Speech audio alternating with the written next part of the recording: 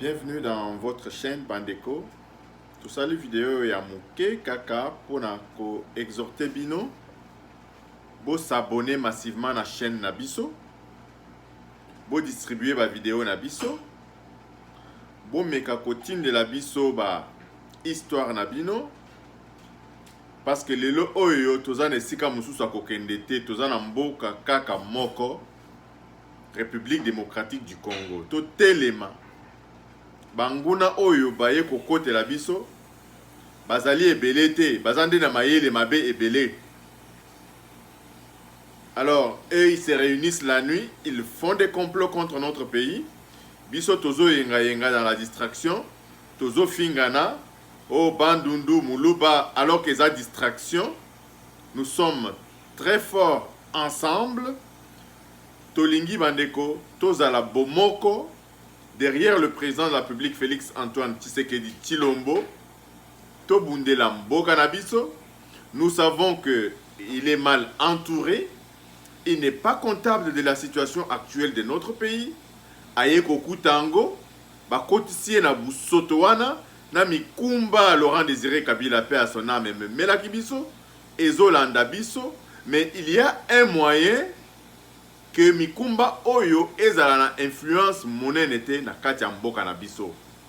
Commençons par être solidaires, commençons par être vigilants na ba quartier na biso.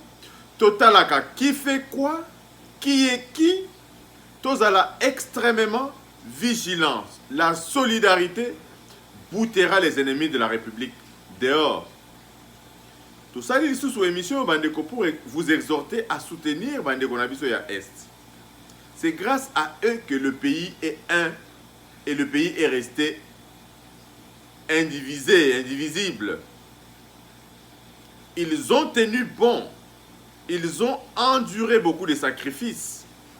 Leur sang continue à couler chaque jour à l'est de notre pays. Tozala extrêmement solidaire na Bandeko Nabiso ya Est. Total la bandeko, c'est que chacun de nous peut faire pour la guerre oyo ya Est.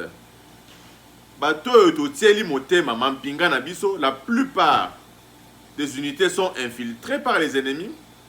Les plans concoctés par nos forces de l'ordre sont vendus aux ennemis.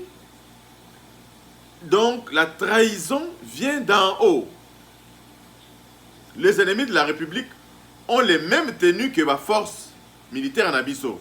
Nous avons des militaires compétents, nous avons des militaires formés qui peuvent bouter en une nuit tous ces rebelles-là, va-nu-pieds-là qui dérangent nos bandes de Abisso. Il y a Est. Mais pour l'année, bazo kokate, baye ko installer ba usine na bango minière kuna ba chinois ba tondi kuna na complicité. Il y a batu mususu bande ko na biso mususu baza ba actionnaire na ba entreprise wana bongo wana ezo permettre ya ko financer instabilité et là on est ici la raté.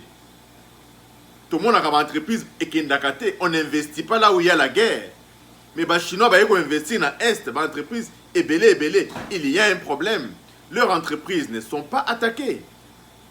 Leurs entreprises ne sont pas inquiétées. Mais Bazakuna Ponanini, c'est eux qui financent la rébellion, c'est eux qui financent l'insécurité à l'Est pour que Bango, Boutou, va exploiter les ressources minières, il y a Mboka na biso. Bandeko, Tokoki Kofunda, nous n'allons pas passer tout notre temps à accuser les autres, mais le problème du Congo, ezali nanu biso moko.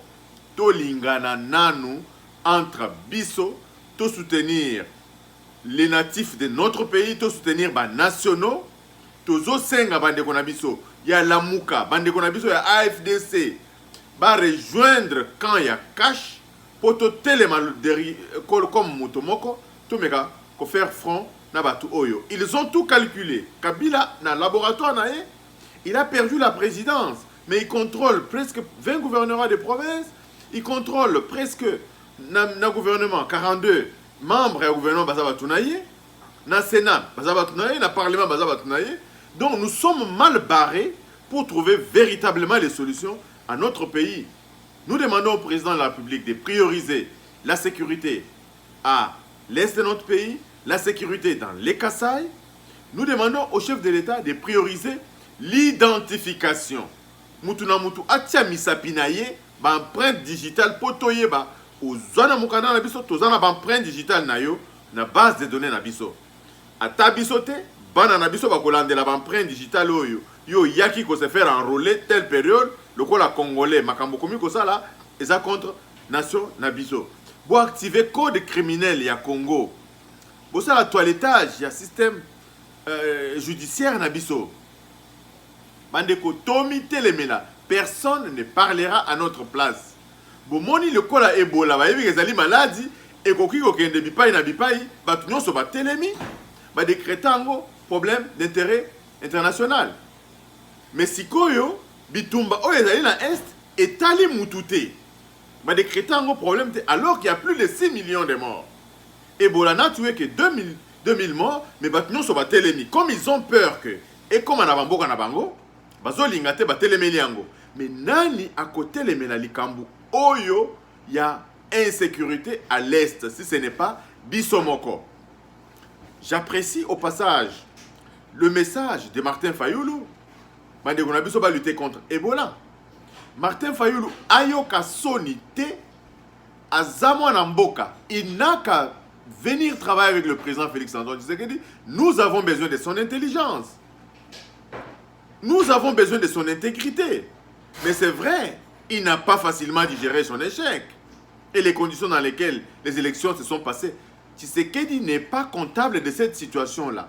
Dès qu'on a vu sur Martin Fayulu, aux Amoutoua Mayele, nous avons besoin de toi et de toute ta bande. Boya, to Sangana, ma bande nyonso ya ba nationaliste, Bo Sangana, to Téléma.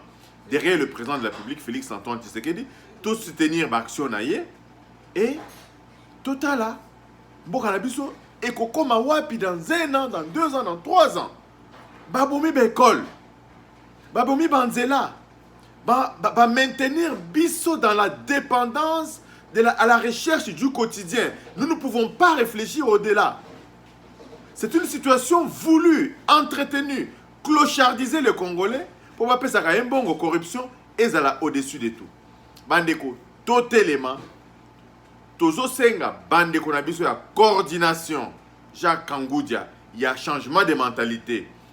Bossa la brochure, de bonnes manières, de bonnes habitudes, beau bande à vulgarisation dans toutes les écoles, dans tous les centres de formation. Bisikanyo so batangi saka bo bande la nanouana. Ba pancarte et salema, ba pancarte ya minene dans les grandes villes. Non à la corruption.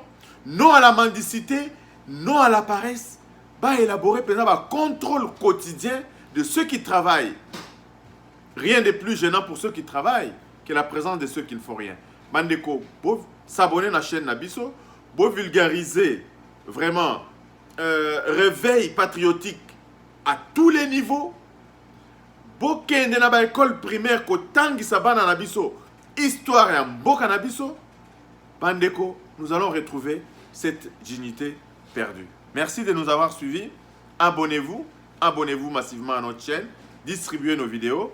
Faites-nous parvenir donc vos vidéos, vos observations et vos remarques. Merci et à la prochaine. Bye bye.